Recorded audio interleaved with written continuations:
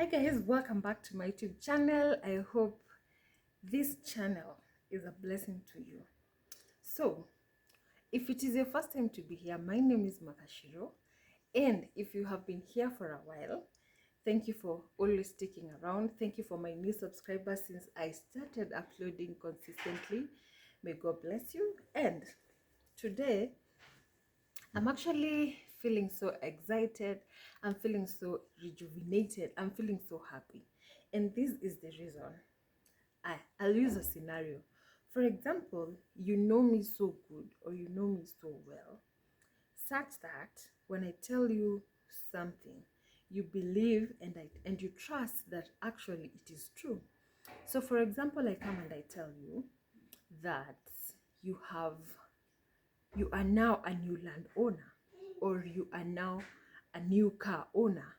So because you believe in me and you trust in me, you will tend to believe me, but you'll want some form of evidence to actually prove that whatever I am saying is actually true. Okay, so if it is a land, you will actually ask for the title deed. If it is a car, you will actually ask for the logbook.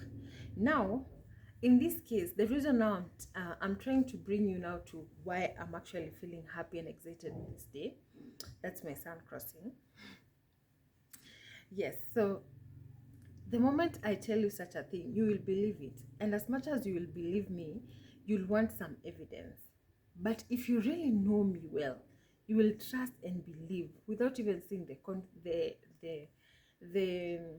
material thing showing that you are actually the landowner or the car owner of the same thing. So I was reading the word of God today, and the word of God says that when it comes to spiritual matters, because as we said, life is very spiritual, whether you like it or not, life is spiritual. And whatever is in the spiritual world is actually even more real than even in the physical world. And so, because life is spiritual, the one thing I want you to understand is that faith is the currency now which we use in terms of in the spiritual aspect, because as the word of God says that faith is the assurance is, for example, that title deed, is, for example, that logbook. But now when it comes in the spiritual aspect, faith is the assurance of the things that we are hoping for, the things that we have still not seen with our own eyes, but we are hoping so. And it is also the conviction of the things that we have not seen. So, for example, when we trust and believe that Jesus is Christ, we believe we have not seen him, but we know, we have a conviction in us because we are one with him. We are co-heirs with Christ. So we believe that when we have him, definitely one day we will go, he will come back for us and we will go to heaven, and there we will live forever and ever.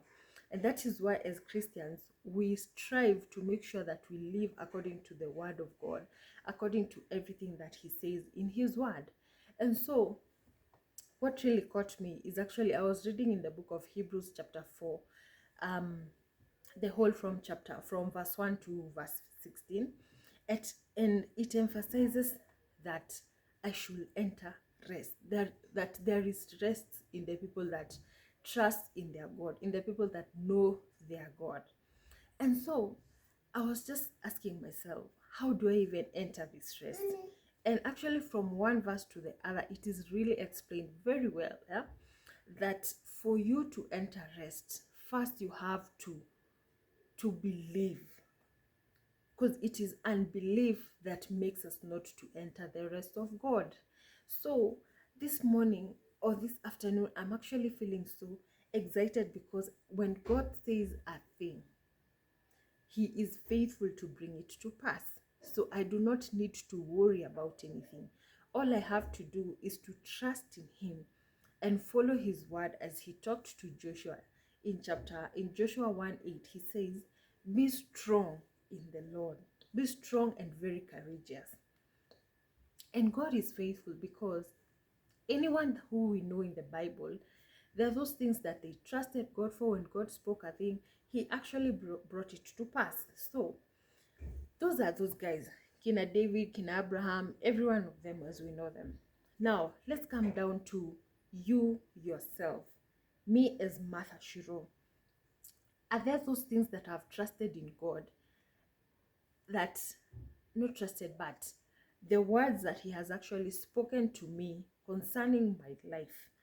Do I have the confidence to trust him?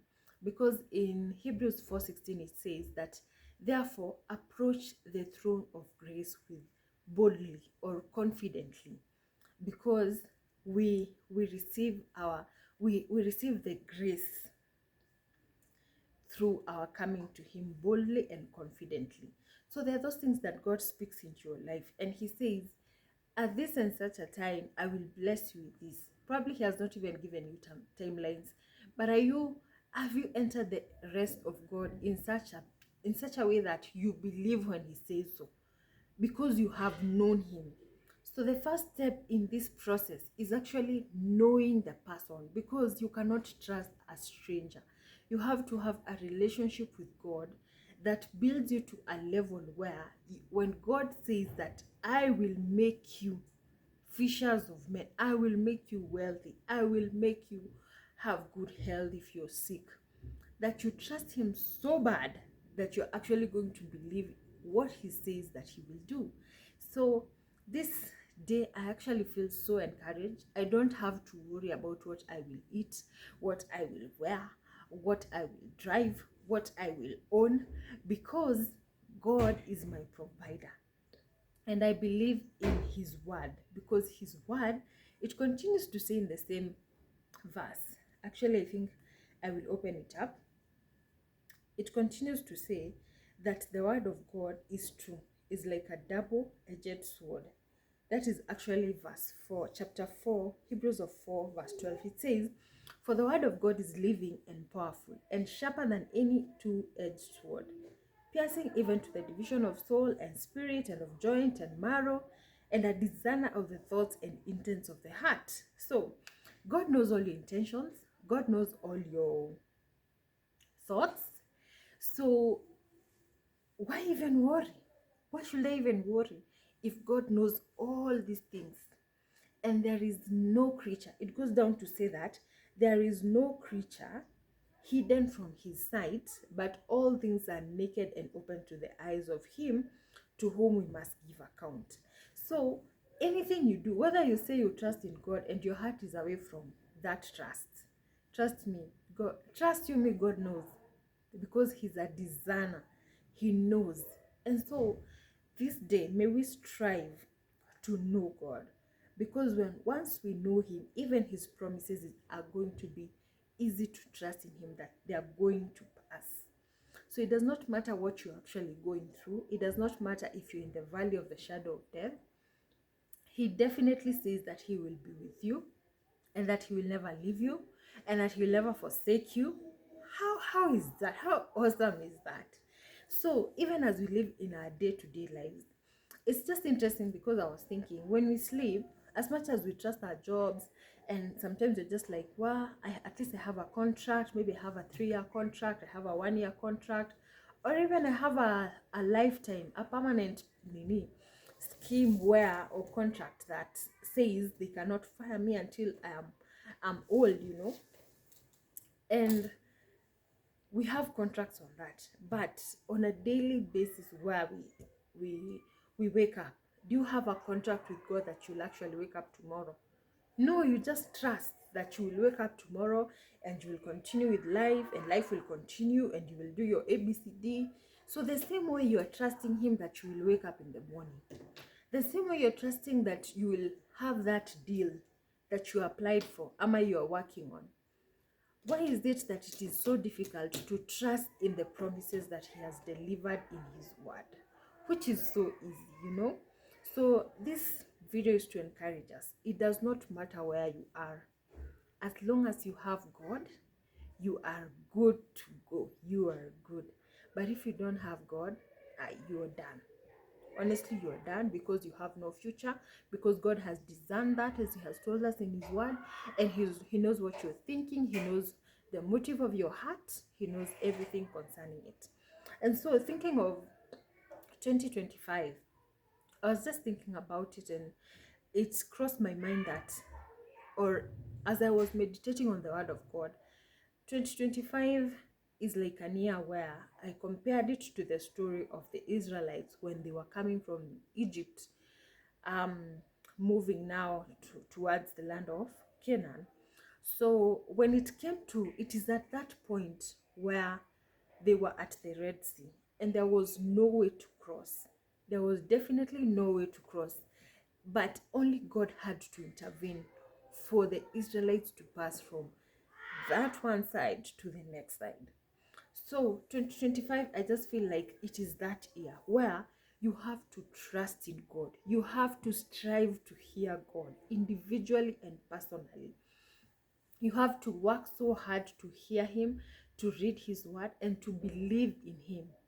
Otherwise, you will have so many challenges. You will face so many losses. And once we have trusted in God, just as he released the Israelites from bondage and they came out victorious, he is well able to do exceedingly abundantly what we can even ask, think, or even imagine. So in everything that you do, let this be an encouragement that God is with you. When you feel discouraged, as God told Joshua, Moses has now died, but I am instructing you to be very strong. That is actually an aspect that God really brings out. Be very strong and be very courageous, and for sure you will see the salvation of God. So thank you for watching this video. May God bless you. I hope you have felt encouraged, and because I have to do mother duty, for the guys who've not subscribed, subscribe, like, and share this video. See you